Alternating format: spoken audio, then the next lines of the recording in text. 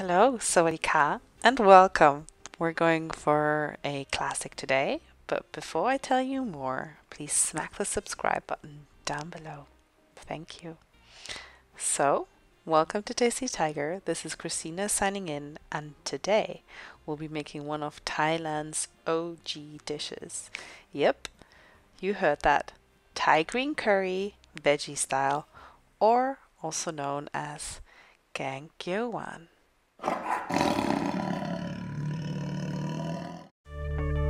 First things first, we'll start off with a list of all the things we'll need to prepare this wonderful dish. Here's the list. I've also attached it to the comment section down below in case you'd like to look it up later. For the green curry, we'll need 1 tablespoon of cooking oil. Please don't use any olive oil, but you can use corn, sunflower, or peanut oil. For the medium spice level, I've used around 2 to 3 tablespoons of green curry paste. For a mild one, use about 1, maybe 1.5 tablespoons. And for all the daredevils out there, go for 3, 4, or even 5 for a real spice level.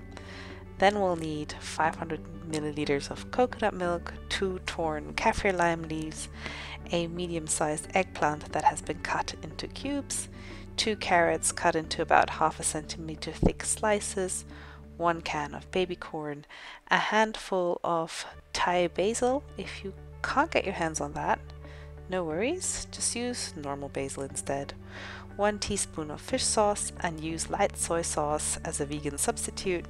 1 teaspoon of brown sugar, and for the garnish, use some Thai basil leaves and red chilies. Okay, let's move on to the flavor enhancing sauce and all the ingredients you need for that. You'll need about 1 tablespoon of lime or lemon juice, 1 to 2 cloves of fresh garlic, 1 teaspoon of fish sauce, half a raw chili. I used the whole one, and holy moly, that was hot. 1 teaspoon of brown sugar, and a few coriander leaves just to get that color combo and flavor going. Step 1. Alright, we'll start off by putting a pot onto a medium flame. Add the tablespoon of oil. I've used sunflower oil.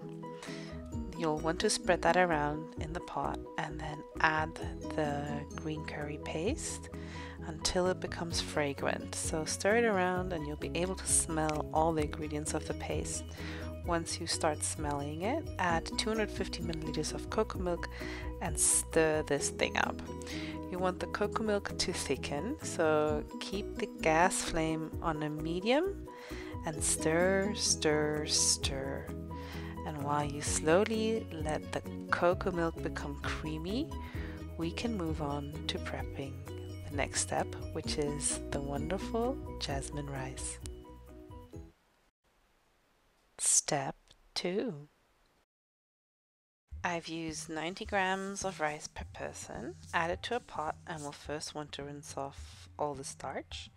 Use cold water and gently swish the rice in a clockwise direction.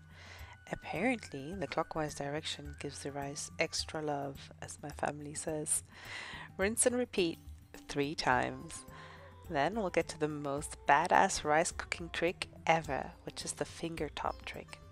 Let the water be 1 finger top higher than the level of rice, and I promise you the fluffiest, tastiest rice. Put it on the stove top, bring the water to a boil, and then put down onto medium heat. Oh, and don't forget to keep the lid a little open. Make sure to keep an eye on the curry and the coconut magic. You'll see that it has thickened by now, and the perfect state that you want the curry to be at is when it gives tiny little volcanoes. You'll see some of the oil separating, and now is the time to add the veggies. Add the eggplant, add the carrots, and finally add the baby corn. Stir this through a bit and then add the kaffir lime leaves. So yeah, put the lid on top and now let both the rice and the curry simmer on a low to medium flame for about 10 minutes. Step 3. Yay! Last thing to prep is the sauce. It's one of Thailand's most well-known condiments called nam prik nam pla. 5 ingredients to enhance your curry flavor by either spicing it up or cooling it down. Let's start off by chopping the garlic, adding the teaspoon of sugar, then the lime juice, half a raw chili, chop up some coriander, and mix it all together. The sauce should taste salty, sour, sweet, and a tiny little spicy. Feel free to add more fish sauce or soy sauce to balance out the flavors.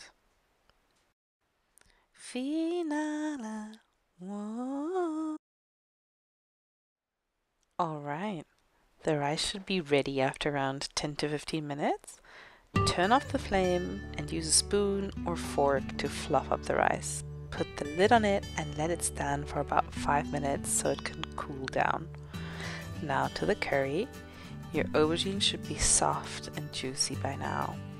We'll finish off the curry by adding a teaspoon of brown sugar, a teaspoon of fish sauce, and your handful of Thai basil leaves or basil leaves. Give it one last stir and it's ready. Thai green curry. Ta-da! You did it! Congratulations! Here it is! You've mastered one of the OG classics. Give yourself a big pat on the shoulder. And now comes the best part. Time to eat and time to enjoy and time to just sit back, relax.